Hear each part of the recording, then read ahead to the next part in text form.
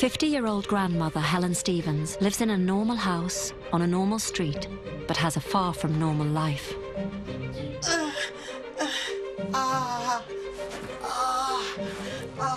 She suffers from an extraordinary and undiagnosed condition, which makes her feel like her muscles are tearing, ripping and swelling, causing unbearable pain and putting pressure on her organs. Last year, this made her a global news story. My story was splashed all over the newspapers. They called me the Incredible Hulk. I do feel like the Hulk. The ripping, the tearing, the pain. For 14 years, 7 of which she's been bedridden, Helen has been seeking answers to find out what is triggering her attacks. I'm really scared now because the attacks are getting worse. 1, 2, 3. Doctors are baffled as to what is causing her spasms. Helen is embarking on a journey to diagnosis, to reclaim the life she's lost and be a mum and grandmother again.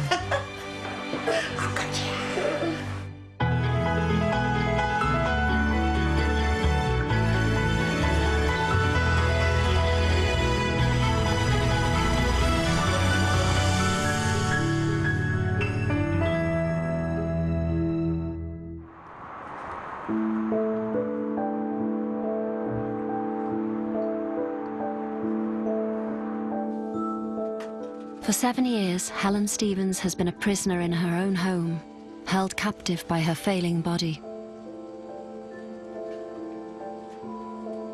Every single day, I wake up to the same thing. It's like being in a coffin. Ow, ow. She is suffering from a mysterious condition that is baffling doctors. She feels as if her body is being ripped apart by debilitating muscle spasms that have left her unable to walk. It's like someone's got red-hot pokers digging into me. Pain runs up and down my spine, and I feel like I'm being tortured. Her attacks can be triggered by the simplest of stimuli. Cold is one of the big ones, stress is one of the big ones, worry is another one. Ow, ow, oh my God, Loud noises, bright lights. Somebody popping a balloon could set it off. Ow, ow!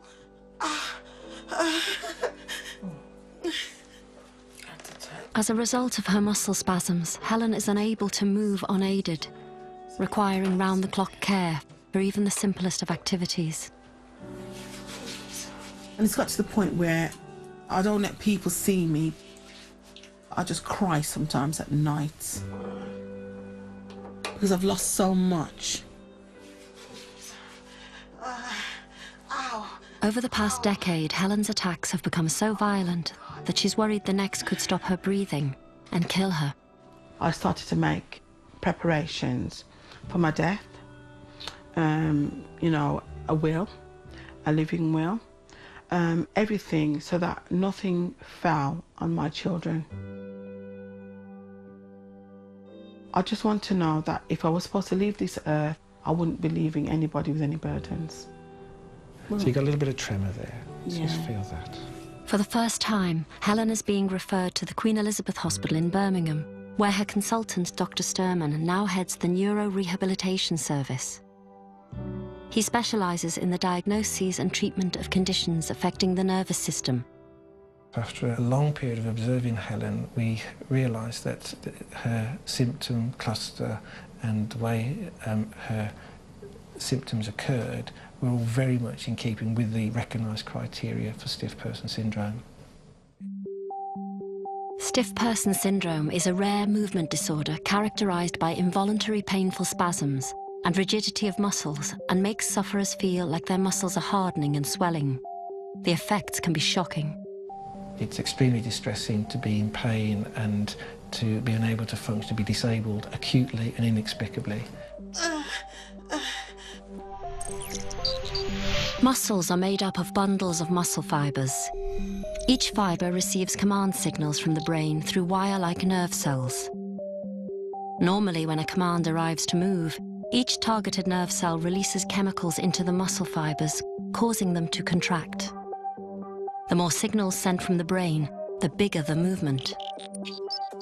But the messages sent from the brain of an SPS sufferer are interfered with by rogue antibodies in the immune system, rendering those messages unregulated and uncontrollable, resulting in involuntary, violent, and extreme muscle spasms. Exactly like the debilitating spasms Helen says she suffers with.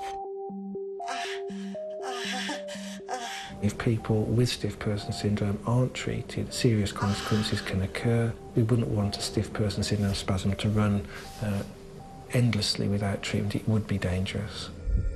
But for Helen, it's not that simple, and she remains without a diagnosis. The challenge in Helen's case has been that there are some atypical features in her condition, which has led to a division in opinion, I have to say. Even now, people have struggled to conclude what we should label Helen's case as.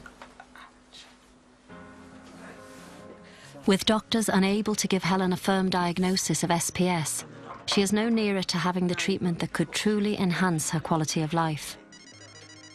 Because of this, Dr. Sturman is unable to treat the cause of her symptoms and is only able to manage them with industrial quantities of tranquilizers. Helen is on very large doses of medication, including Valium. To give you some idea, the average dose of Valium needed to render somebody reasonably sleepy and able to undergo a minor procedure such as endoscopy would be 10 milligrams. Helen's on 30 milligrams 4 times a day. That's enough to knock out 12 adults.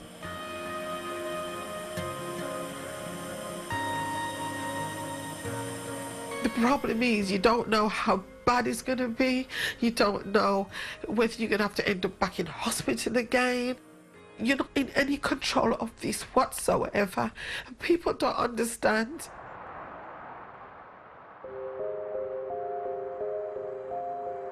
Earlier this year, Helen's fears came true when she experienced one of the worst attacks she has ever had. Ow! Ow! Ow! Ow! Over the next hour, Helen's symptoms intensify. And the attack takes a worrying turn when she starts suffering chest pains. Her carer has no option but to call the emergency services. Ambulance, please. She's having lots of spasms. She's having difficulty breathing. Her whole body's in spasms, really. They're on their way.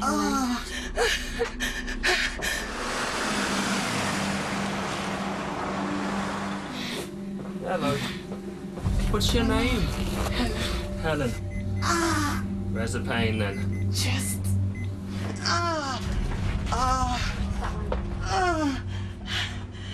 Frightened and struggling to breathe, Helen has to put her trust and her life in the hands of the paramedics. You're quite hot. You had a temperature, a cough or cold or anything? Pain.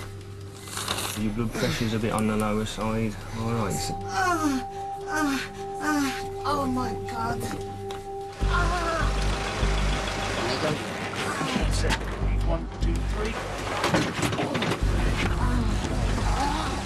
With the spasms so severe and showing no signs of subsiding, she is rushed to hospital.